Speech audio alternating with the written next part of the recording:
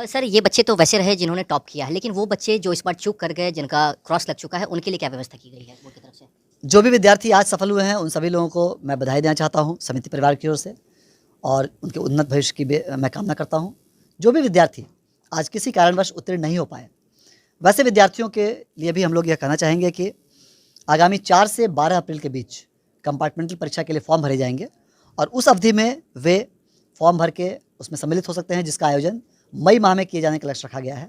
और उसके लिए रिजल्ट भी 31 मई तक ही डिक्लेयर करने का लक्ष्य रखा गया है, ताकि उनका एक वर्ष बर्बाद नहीं हो। देखो, बिहार बोर्ड क्लास 10 का रिजल्ट घोषित कर चुका है और ये रिजल्ट की जो प्रक्रिया था 29 मार्च को सुनाया गया है। लेकिन जिन जिन विद्यार्थियों का नंबर कम आया है या जो जो विद्यार्थी किसी किसी विषय में फेल हुए हैं, उन लोगों के लिए बिहार बोर्ड की तरफ से सबसे सुनहरा मौका आया है। वो सारे बच्चे इस मौके का फायदा उठा के वो अपना अंक बढ़ा सकते हैं, वो अपना एक साल मतलब बर्बाद होने से बचा सकते हैं। देखो, पूरा प्रक्रिया क्या क्या क्या करना है वो सारी बातें हम लोग जान सकते हैं। देखिए, सबसे पहली बात है कि आपको बता दूं कि जो बिहार बोर्ड है उन सारे परीक्षार्थियों को मौका दिया है जिन जिन बच्चों का जो है ना नंबर कम आया है, या जिन जिन बच्चों को लगता है कि वो मैथ में अगर मान लो कि सही 80 नंबर का लिखे हैं, अब बोर्ड उसमें बहुत नंबर काट के 30 नंबर 20 नंबर 40 नंबर 50 नंबर दिया है, और तो उस कंडीशन में वो सारे बच्चे क्या कर सकते हैं, रीचेक में अपना कॉपी को डाल सकते हैं। देखो, दोनों तरह के विद्यार्थी के लिए बिहार बोर्ड ऑफर दिया है। एक तो रीचेक का ऑप्शन जिसको स्क्रूटनी कहते हैं, और दूसरा का कंपार्टमेंटल का ऑप्शन आपके पास है। ये सब क्या है, कैसे क्या करना है, सारी जानकारी दे रहा हूं। सारे बच्चे इस वीडियो को देखिए और सारे बच्चे इस वीडियो को वॉच करिए और सभी जगह शेयर करिएगा, ठीक है ना। देखिए, सबसे पहली बात आप लोग बता दूं, वंचित परीक्षार्थियों को मौका 4 से भरे जाएंगे ऑनलाइन फॉर्म।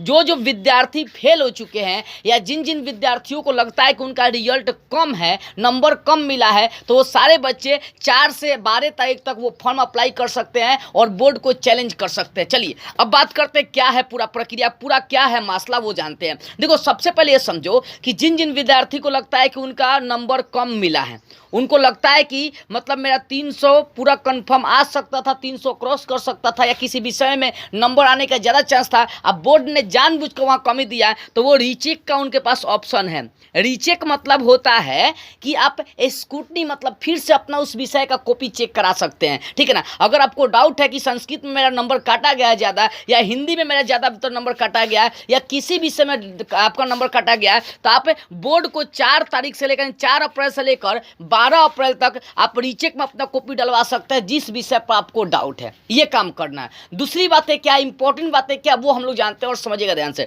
देखो, वही सारे बच्चे अपना कॉपी रीचेक में डलवा सकते हैं जिन बच्चों के पास कॉपी नंबर होगा, ठीक है। कॉपी नंबर होगा तो सारे बच्चे अपना अपने पेपर को रीचेक में डलवा सकते हैं। दूसरी बात है, अगर रोल नंबर रोल कोड भी आपको अपना पता है तो उसके माध्यम से आसानी से आप अपनी कॉपी को डाल सकते हैं रीचेक में, ठीक है। तो 4 से 12 तक रीचेक का ऑप्शन है। अब बात करते हैं जो जो विद्यार्थी फेल हो चुका है, वो फेल वाले विद्यार्थी को क्या क्या करना है, उनके पास क्या क्या ऑप्शन है, उन सारे विद्यार्थियों को बता रहा हूँ। ध्यान से समझिएगा, एक एक बात को समझिएगा, बारीकी से आप लोग समझिएगा। देखो, जो जो विद्यार्थी फेल है वो कंपार्टमेंटल का मतलब कहने का मतलब किसी विषय में आप फेल होंगे, एक विषय 2 विषय 3 विषय तक आप कंपार्टमेंटल का एग्जाम दे सकते हैं। लेकिन मैं तो कहूंगा अगर 2 विषय में आप फेल है, कंपार्टमेंट मतलब 2 विषय में फेल है, 2 विषय में, तो आप कंपार्टमेंटल का एग्जाम दो। अगर 3 विषय में फेल है या 3 से ज्यादा विषय में फेल है तो आप अगला साल एग्जाम दे दो, ठीक है। वो कोई फायदा नहीं है, ठीक है ना। कंपार्टमेंटल का एग्जाम 2 विषयों तक फेल वाले बच्चों के लिए अच्छा, वो निकाल सकते हैं। तो जिन जिन विद्यार्थी को लगता है कि वो 2 विषय में फेल है, वो सारे विद्यार्थी कंपार्टमेंटल का जो फॉर्म है वो 4 अप्रैल से लेकर 12 अप्रैल तक भरा जाएगा। ये 4 अप्रैल से 12 अप्रैल तक क्या कंपार्टमेंटल का फॉर्म भर के वो फिर आप एग्जाम वहां से दे सकते हैं। जो आपका एग्जाम मई माह में होने वाला है कंपार्टमेंटल का, अब मई में होगा और अंतिम मई तक कंपार्टमेंटल का रिजल्ट घोषित कर दिया जाएगा। और ये जो रिजल्ट आएगा वो आपके जो एडमिट कार्ड में अंक अभी जुड़ाया गया ना, उस सारे अंक जो ना उसमें जो आएगा विषय में, मतलब मान लो कि अगर आप हिंदी का और संस्कृत का एग्जाम दे रहे हो तो जितना भी नंबर आएगा उस एडमिट कार्ड में आपका नंबर क्या हो जाएगा,